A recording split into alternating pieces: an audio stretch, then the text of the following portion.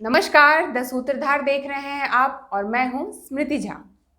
The सूत्रधार आपके लिए कहानियों, जनरल नॉलेज, इतिहास और करंट अफेयर्स के साथ साथ सनातन धर्म की महान जीवन शैली के बारे में भी आपको बताता रहेगा, ताकि आपको हजारों साल पुरानी हमारी सभ्यता, हमारी संस्कृति पर गर्व होता रहे, ताकि आप अपने महान इतिहास को नज़दीक से जान सके। इसी कड़ी में आज हम बात करेंगे भोजन और आहार की।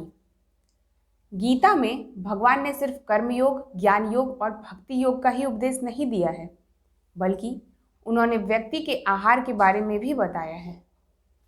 वेदों के आधार पर गीता में भगवान ने यह बताया है कि भोजन 3 तरह के हैं और जो जैसा अनाज खाता है उसका मन भी वैसा ही हो जाता है। तो आज के समय में भोजन और आहार का क्या अर्थ है और क्या हम भोजन के शास्त्रीय नियमों का पालन कर रहे हैं, इस पर आज द सूत्रधार विशेष।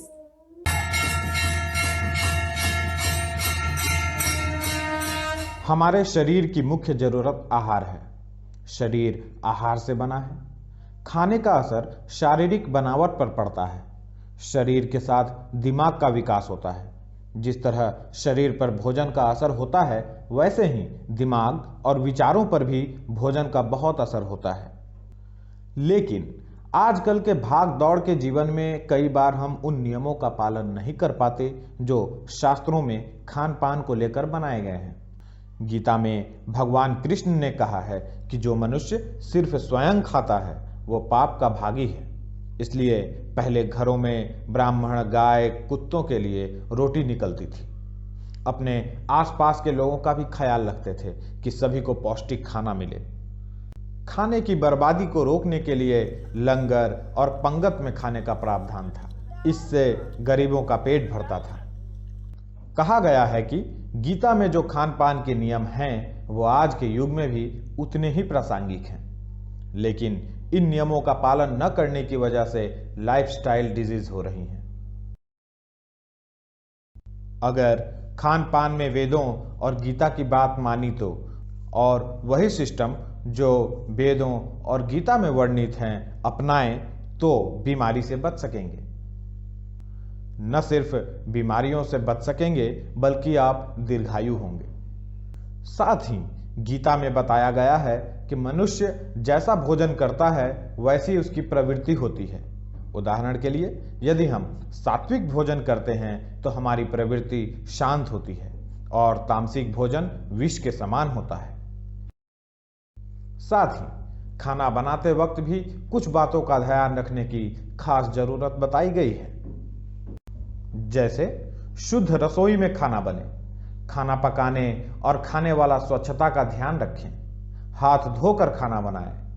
आयुर्वेद में भी भोजन करने के कई खास नियम बताए गए हैं। जैसे भोजन हमें भूख लगने पर ही करना चाहिए।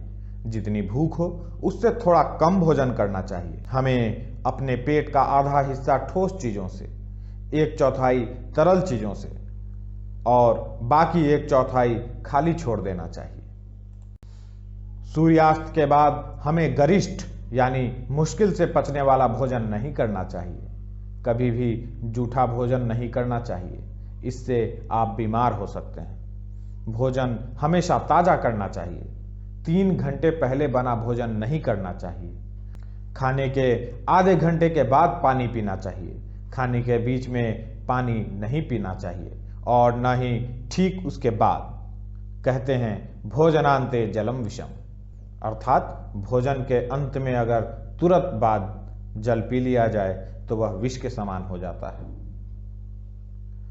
दिन में खाने के बाद बाईं करवट पर कम से कम 15 मिनट लेटना चाहिए और रात के भोजन के बाद टहलना अनिवार्य है।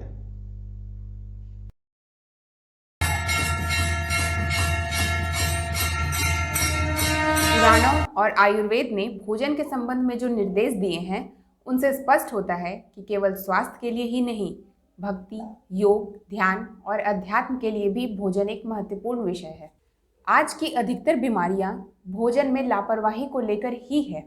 यदि आपका भोजन अच्छा होगा तो आप अधिक फिट होंगे। आज के लिए इतना ही। मिलेंगे एक नए विषय पर एक नए वीडियो के साथ। अपडेट्स के लिए चैनल को सब्सक्राइब कर लें और वीडियो को शेयर करें। धन्यवाद।